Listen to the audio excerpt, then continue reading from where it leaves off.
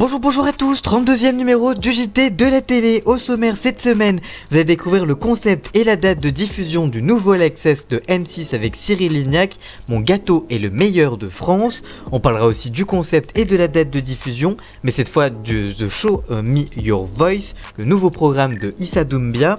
On parlera aussi des révélations de Benjamin Castaldi à propos de son salaire et des votes truqués dans Love Story. On parlera aussi de l'affaire Chalonçon évidemment, avec les avancées dans l'enquête et dans l'affaire des dîners clandestins du collectionneur.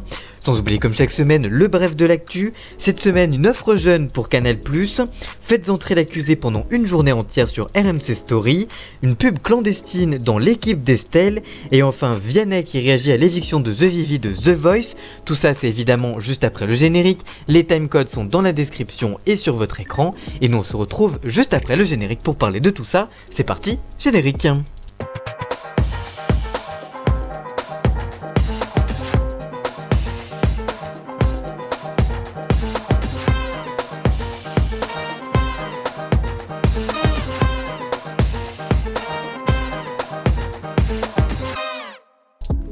Et comme toutes les semaines, on commence avec le bref de l'actu, et on commence notamment avec la fête entrer l'accusé Mania, qui n'est pas près de s'arrêter.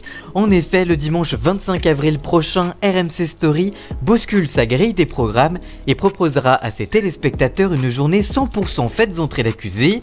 L'émission emblématique diffusée depuis le 12 janvier 2020 sur RMC Story sera diffusée de 6h à minuit en intégralité et non-stop.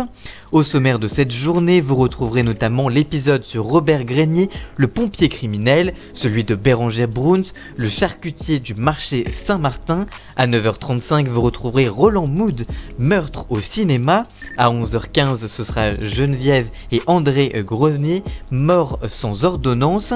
À 12h55, vous avez rendez-vous avec Annie et Yann Baudet, meurtre en famille. Avant de diffuser à 14h35, Romain Dupuis, les infirmiers de Pau. À 16h25, ce sera le Magot de Marcel Bouvard qui sera diffusé. Enfin, à 17h55, Rodica Negroiu, l'empoisonneuse de Max. À 19h25, vous avez rendez-vous avec les mensonges de Denise Saorès. Enfin, en prime time à 21h05, c'est l'épisode Duel sous les tropiques de 2010 qui sera diffusé, avant de conclure la journée à partir de 22h50 par l'épisode sur les frères Conyu, le rocher de Canumera. Et cette grande journée spéciale sera diffusée donc le 25 avril sur RMC Story. On continue avec une bonne nouvelle et un bon plan maintenant. Ce mercredi matin sur Twitter, le patron de Canal+, Maxime Saada, a annoncé une offre pour les étudiants, je cite, pour qui la période n'est pas facile. Alors en effet, la chaîne payante va ainsi offrir pendant un mois un abonnement aux moins de 26 ans. Pour plus d'informations, pour les jeunes, ils vont devoir se rendre sur la page canalplus.com/étudiants pour avoir toutes les offres et découvrir donc cette offre gratuite. On continue avec une décision publiée jeudi par le Conseil supérieur de l'audiovisuel qui a fait savoir qu'il était intervenu auprès de la chaîne L'Équipe pour de la publicité clandestine. Décidément, ce mot est à la mode en ce moment. Le Conseil indique, je cite, « Le CSA a été alerté par des pratiques relevées dans l'émission L'équipe d'Estelle. Il a été constaté en effet qu'un consultant portait régulièrement des vêtements dont la marque était clairement identifiable à l'écran. Ainsi, le CSA a repéré qu'à 2 reprises, le consultant Jérôme Alonso, ancien gardien de football de Ligue 1, portait des vêtements de la marque Tommy Hilfiger à l'antenne durant l'équipe d'Estelle. Je cite, « Le Conseil a estimé que la visualisation répétée et appuyée de la marque était constitutive de publicité clandestine. Dans un souci de protection des téléspectateurs, le Conseil a demandé à la chaîne de veiller avec rigueur au respect de la réglementation publicitaire. » Un mois et demi après la polémique The Vivi, Vianney s'exprime pour la première fois dans les colonnes de Télé Loisirs quant à l'élection de son ex-talent dans The Voice, suite à d'anciens tweets à caractère raciste et homophobe qui ont été retrouvés. Il indique, je suis déçu parce qu'il a beaucoup de talent, mais je suis déçu pour les gens surtout, j'aurais bien aimé que le public se régale avec les prestations qu'il nous a offertes dans The Voice. Toute cette histoire pose question, m'interpelle sur la manière dont les choses peuvent s'emballer. Il ne faut pas s'acharner sur l'erreur d'un gamin de 17 ans. À cet âge-là, on est fragile. À son âge, le harcèlement peut être très compliqué à vivre. Il faut faire attention aux gens. Il a bien fait de se dégager des réseaux sociaux. Quand les gens s'excusent, il faut les entendre et les regarder avec un regard bienveillant. Il faut du courage pour s'excuser et encore une fois de la noblesse. Selon moi, la vie est toujours bien faite, il y a un sens dans chaque chose, il faut savoir transformer une épreuve en quelque chose de porteur et je pense c'est ce qu'il va faire.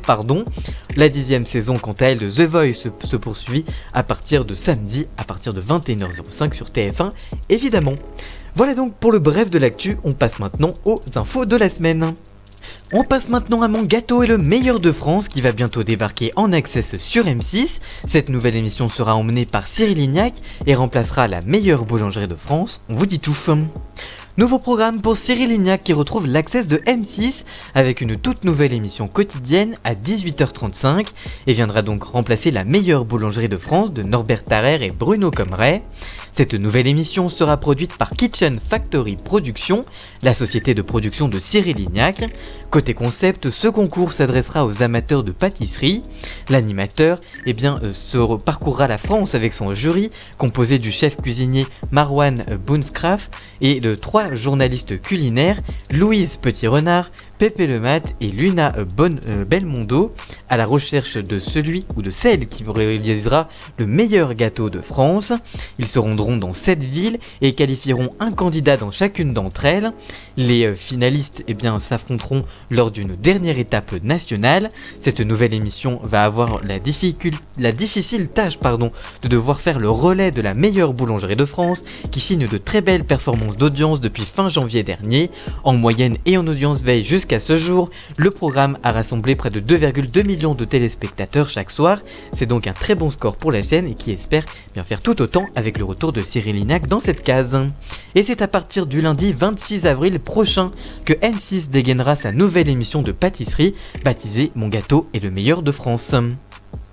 On commence maintenant avec Show Me Your Voice, le nouveau jeu de M6 avec Issa Doumbia. Ce nouveau divertissement est adapté d'un format sud-coréen à succès I Can See Your Voice et débarque donc prochainement sur M6, on vous dit tout.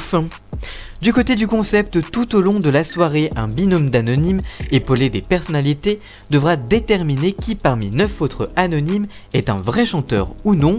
Ceux-ci seront désignés par leur profession ou leur passion. Si le binôme arrive à envoyer un chanteur en finale, il empochera 20 000 euros.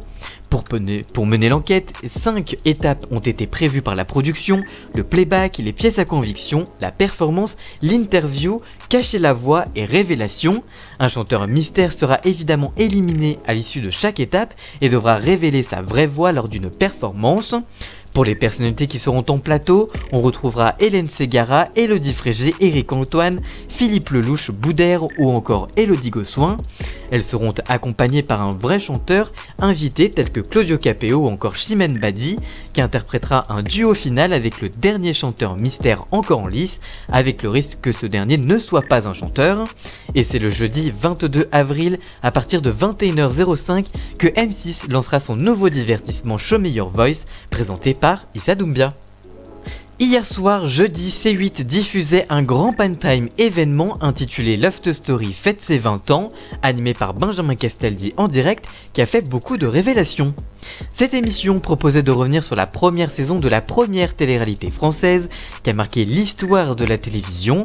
Au cours de l'émission, Benjamin Castaldi a été invité à dévoiler son salaire de l'époque et a révélé, je cite, « J'ai touché exactement à l'époque 300 000 francs pour l'ensemble de la saison, soit environ 45 000 euros d'aujourd'hui. C'était une belle somme, mais ce n'était pas les montagnes qu'on aurait pu imaginer. » Benjamin Castaldi a précisé dans la foulée qu'il avait augmenté son cachet pour la saison 2 du Loft. Invité de l'émission de C8, Stevie Boulet, ex-lofter, a pour sa part affirmé que les candidats gagnaient eux 9 000 euros par mois. Au cours de la discussion, Benjamin Castaldi a révélé que les votes du public avaient parfois été truqués par la production de Love Story. Il révèle, je cite, « Les votes étaient considérables à l'époque, c'était 2, 3, 4, 5 millions par semaine. La finale, je crois qu'il a eu 9 millions de votes, c'était énorme. Il y avait un contrôle du huissier de justice qui contrôlait la validité des votes, mais on avait une latitude pour la fermeture des votes. Autrement dit, si un candidat était bien placé, que ce candidat nous paraissait intéressant, on pouvait arrêter un peu avant. » Benjamin Castaldi a ensuite affirmé que sans convaincre ses invités, que cette technique n'avait pas été utilisée lors de la première saison du Loft. Je cite, « En saison 2, j'ai vécu un truc de fou, j'ai fait mon appel au vote, il était 21h15, je lance la pub, un copain m'appelle et me dit « Les votes sont fermés ». En fait, comme on voulait absolument sauver un candidat, on a fermé les votes à 21h15, la candidate a donc été sauvée, c'est passé très bien à l'époque, ça n'a pas du tout été ébruité. Benjamin Castaldi a finalement précisé que, à la suite de cette aventure-là, l'huissier de justice missionné pour l'émission contrôlait ensuite l'ouverture et la fermeture des votes, avant de dire finalement, je cite, « Moi j'avais pour consigne d'influencer un peu le voting après, mais c'était un peu plus discret. » Par ailleurs, l'émission d'hier soir a fait un très gros score d'audience en rassemblant plus de 1,2 million de téléspectateurs sur l'ensemble de la soirée. Depuis vendredi dernier, Pierre-Jean Chalencon est au cœur d'une vive polémique concernant des dîners clandestins qu'il aurait organisés avec le chef Christophe Leroy. Avant de revenir sur les dernières informations, retour rapide sur l'affaire. Le vendredi 2 avril dernier, le 1945 de M6 a diffusé un sujet sur les dîners clandestins payants organisés en grande pompe dans la capitale. Très vite, malgré les images floutées, les internautes ont reconnu l'hôtel particulier de Pierre-Jean Chalencon, ancien collectionneur de Affaires conclues sur France 2.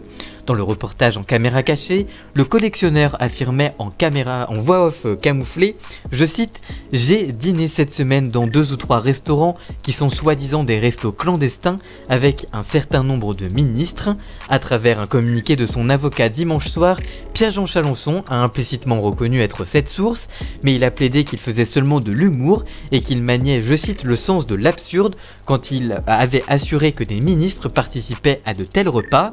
Dimanche, le procureur de Paris a ouvert une enquête pénale pour des chefs de mise en danger d'autrui et de travail dissimulé afin de vérifier si les soirées ont été organisées en méconnaissance des règles sanitaires et de déterminer quels ont été les éventuels organisateurs et participants de ces derniers.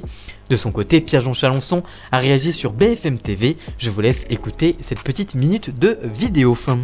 C'était une soirée pour faire des photos, pour montrer aux entreprises ou aux chefs d'entreprise le Palais Vivienne. Et je vous dis, j'ai fait une conférence de 45 minutes où j'ai fait visiter le Palais Vivienne, où j'ai pris des photos pour justement la presse, pour organiser ces fameuses visites que je vais lancer à partir du 5 mai, puisque le 5 mai 2021, ce sera le bicentenaire de la mort de l'empereur et que je suis le gardien de cette histoire, de ce patrimoine. Voilà, c'est uniquement ça. Ces gens-là se sont introduits chez moi, c'est une violation de domicile.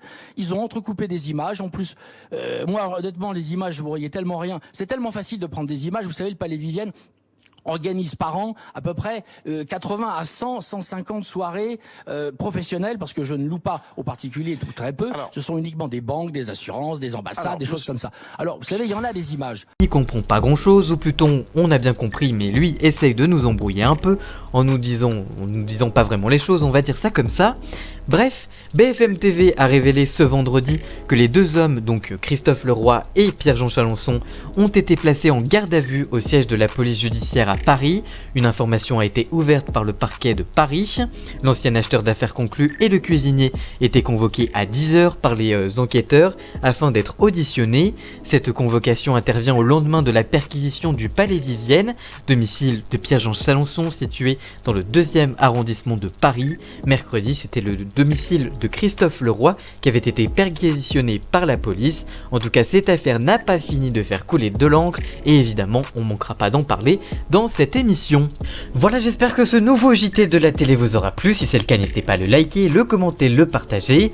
Merci encore à Jason alias Ian Scott pour la musique d'ambiance et le générique. Tous les liens sont dans la description évidemment. Et nous on se retrouve très vite pour une toute nouvelle vidéo. À très bientôt, ciao.